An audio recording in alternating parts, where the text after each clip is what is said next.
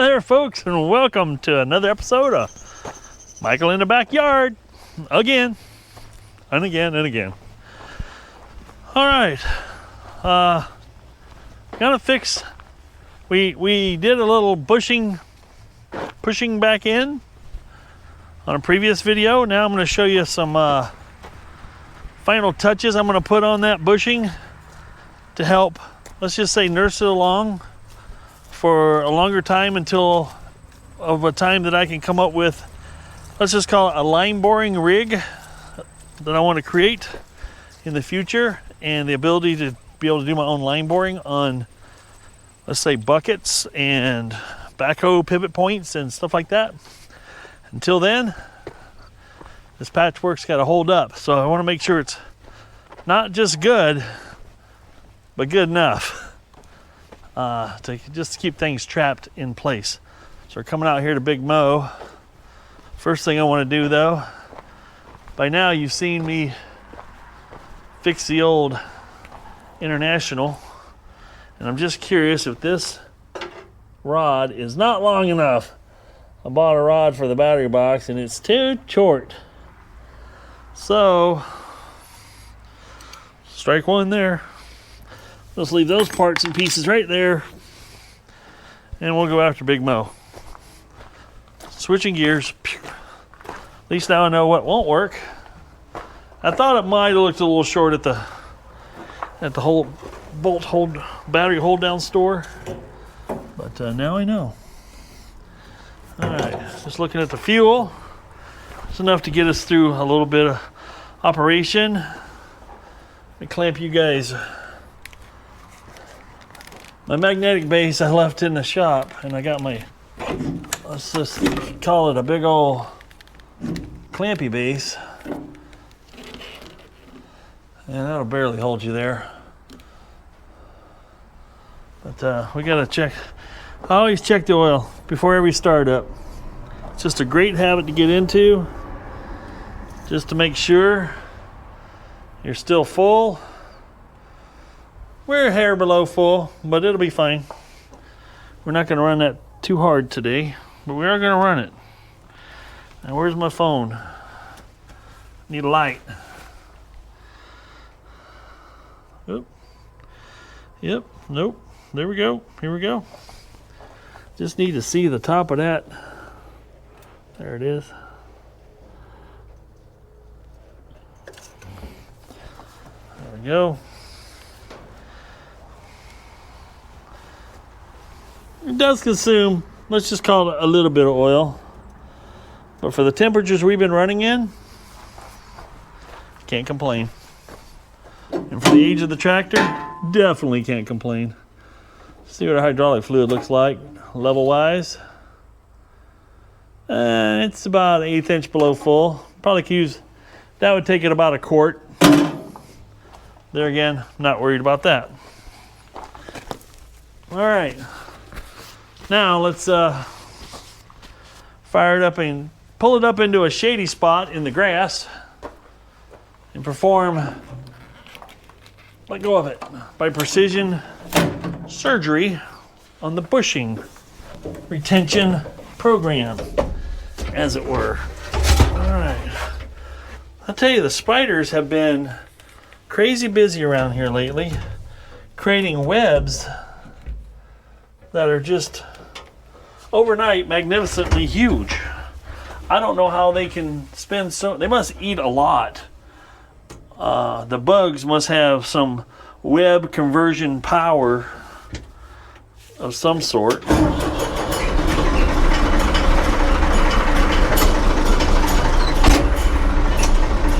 One thing I can say about Big Mo since I got it is that this joker just likes to start.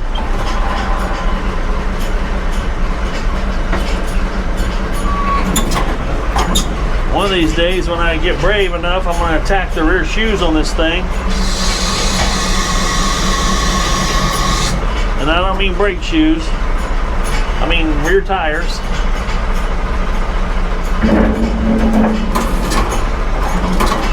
Because I have two new ones. First gear. Just got to get after putting them on. Forward, ho! I have to drive it a little sideways like this to get out of here.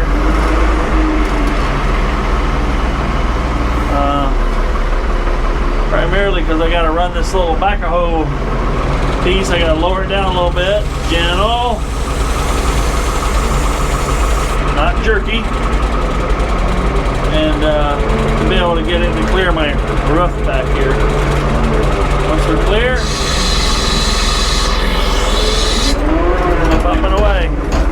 Goodness, that's it's a little on the rough side. Now what we're going to do is pull it up into a spot here. And actually I'm going to go ahead and put the outriggers down. So I can get this thing up in the air a little more so I can work on it in just a little higher position than right on the ground.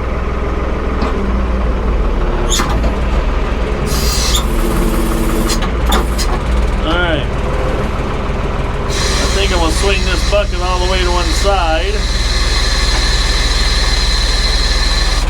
Just to give me clear, don't bang my head on things access. Alright, Big Mo, thanks for your short ride. And we'll get you back in operation here in a second, buddy. So I'm going to show you, I never showed you guys what it looked like after I, let's just say, dropped the entire tractor on that bushing. Sorry, I had to look, make sure it was recording. So we're back on the ground. Here's whoa, micro there. Here's what it looks like underneath here. So the bushing is up flush to the pin. Now this bushing can stand to go up another 3/16 of an inch, but I'm gonna call this a win of a win of a win, because now it's back fully seated in the pin. It's back, bushing is back, it's supported as well as it's going to be by this piece. And then I'm going to show you the piece I'm going to add on to it. Let me see if I can clip you guys onto here to get you in the shot, as it were. Yeah, let me go get the piece, I'll be right back. Somebody made a comment about, that chain sure is rusty. Yeah, it is. Probably should spray some dry lube on it. Now what I have here is a piece of 1/2-inch plate, aluminum, that I have bandsawed into a circle, grabbed it in a lathe, put a hole in it and a counterbore in it. That counterbore should just kind of like, just like that. Sits up flat just like that. And I got the counterbore, this counterbore is just a little deeper than the bushing, but almost right at it, because I wanted to make sure it would go up flat like that. I'm pretty happy with how that looks. So what I'm going to do now is I'm going to go off to one side here, off to one side here, not straight in line with pressure, not straight in line with pressure this way. And I'm just going to drill and tap. And we're going to go small here, and I'll tell you why. We're going to go 1/4-20. So it's easy to drill and tap. This should have nothing but what I want to call static pressure on it. It shouldn't be absorbing anything but keeping that bushing from working its way down. Now, the reason I want to go with smaller 1/4-20 is because if for some reason I snap them off and I don't see this shiny silver here anymore, I'm going to go, oops, what's going on? But the nice thing, this is a really cool quick check visual that I can see this on there. I can still grease it from here, and I can still grease it through the hole here, through the pin, to make everything that needs to be greased, greasable and accessible to grease. So I'm gonna go back in the shop here. We're gonna drill two, probably just a 32nd over 1/4 inch holes in here. Then I'll come back out here, mark it, and drill my, drill and tap my bolts here, or holes here, and bolt this in place, and then we're gonna put this thing to use. That's what we're gonna do. Well, we need some lights on in the shop. 0 dark 30 out here. Let there be light. Okay. So we're gonna lay this out and get us some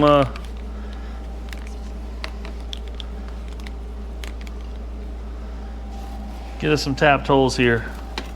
Let's just wipe off some of this grease with some old microfiber here. We got this little doohickey that's just going to put me a scribe right across the center line.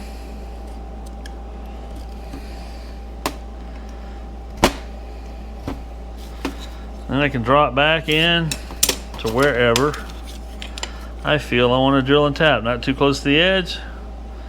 Let's just say somewhere about 5/8 in from the edge will work. And I can put me a scribe line like that.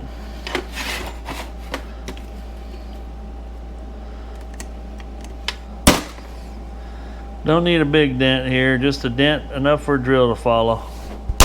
To start where I wanted to start. There we go. Now I'm going 2 sizes over, basically a 32nd over on the drill, which will give me plenty of clearance for any, let's just call it, future misalignments that may occur due to this process. Now we can go ahead and, now somebody might be going, that's awful slow for aluminum. You're not wrong. But we're not drilling that much, that deep, and it'll get through just fine.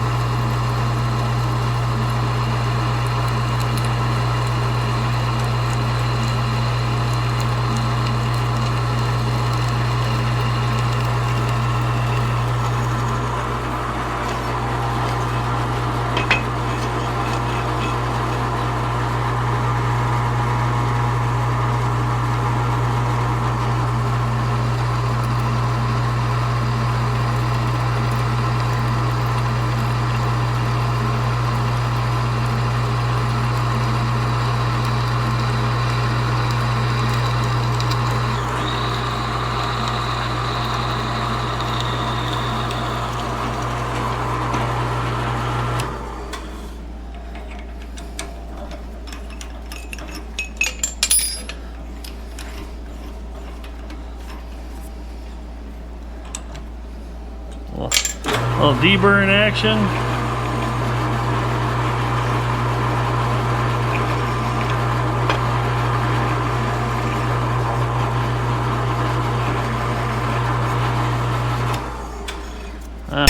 We're ready to go out to the tractor again.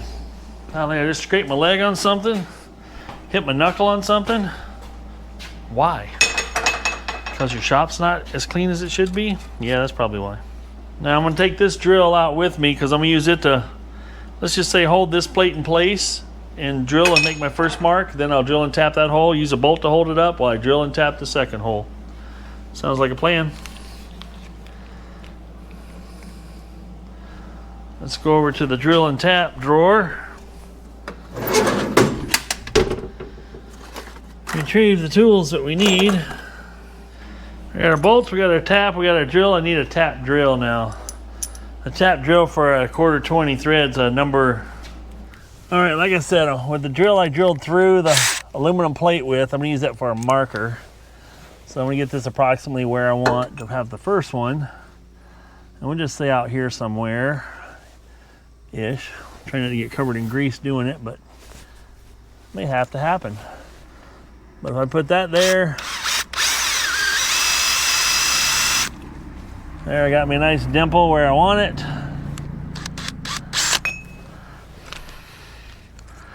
I can put my tap drill in. I don't know about you guys, but I've always found, I did get a straighter drill bit. Found that a smaller drill bit, when you're just drilling like this, goes in a lot easier. Then you can chase it out with your bigger drill bit. Yep, tips are hot.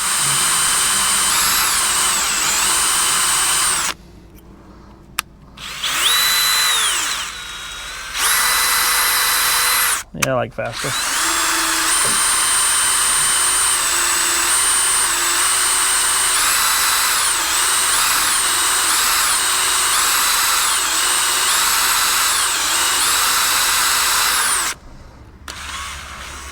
We got that in far enough, that's good.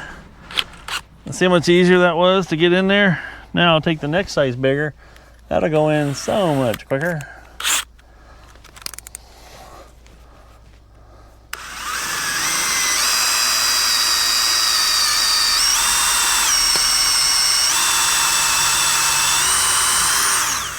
Just like that.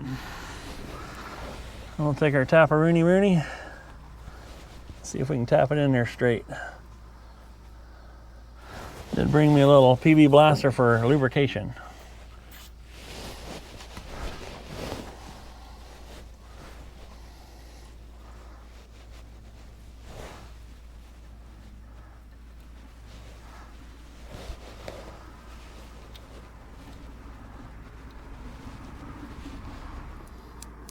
The two bolts I grabbed in the drawer, one's obviously not a 1/4-20.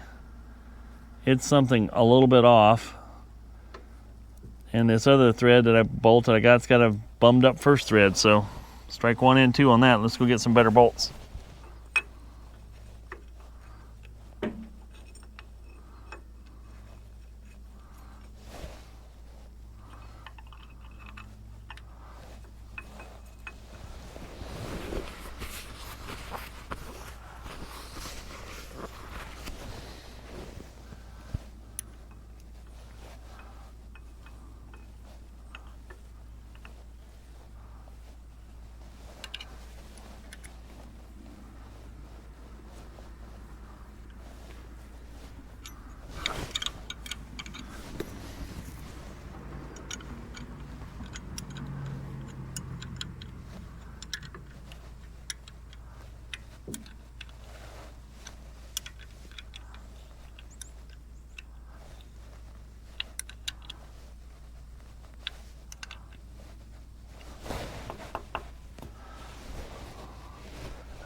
Trap it.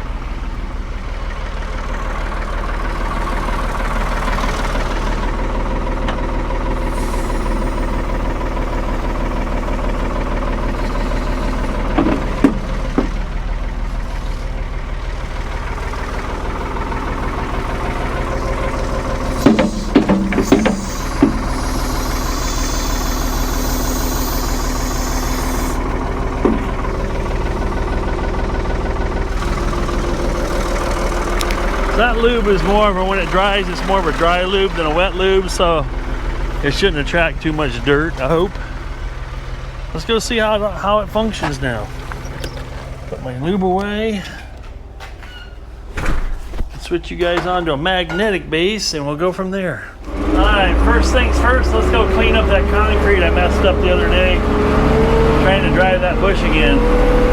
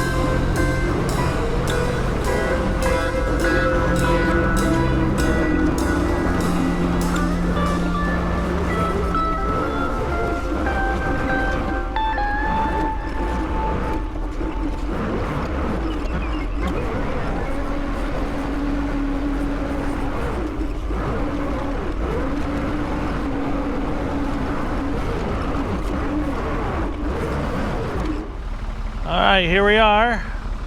Did a little loader bucket work so I could get to this point. Dug out some more dirt that was already loose. But you kind of get an idea of what we're doing here. We're going to be breaking that bank down so I can actually load it with the bucket.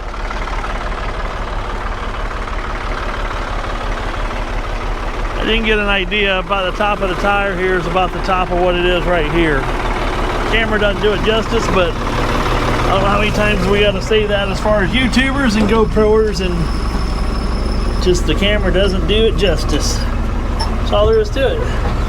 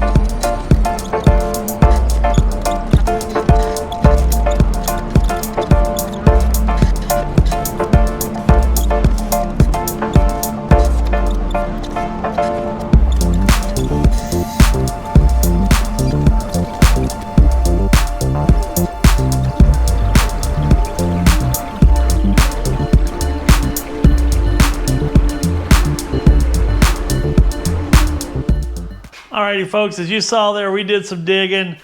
The fix, the cure, the whatever you want to call it, the temporary patch is working. And it looks like my son and I are on deck for this weekend to move a lot of dirt with this Big Mo and Blue Thunder.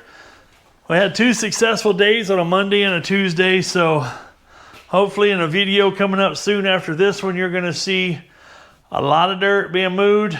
It's going to look like a regular dirt quarry around here. is the goal. So thank you guys for watching. I appreciate your attention. I appreciate your comments. I try to respond to as many of them as I can. Don't forget to like. Don't forget to subscribe and share with others. All that stuff helps the channel grow and go and allows me to continue to bring you more content.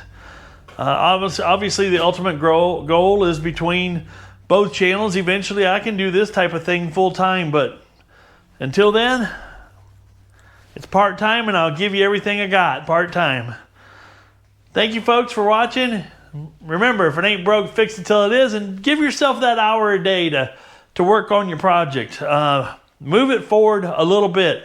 Every day, you'll feel like you got something accomplished. Next thing you know, you've stacked a whole bunch of hours together, and you got something in front of you that is done, complete, or made a lot of progress on. This is Michael. I'm out. Be good to one another. And goodbye.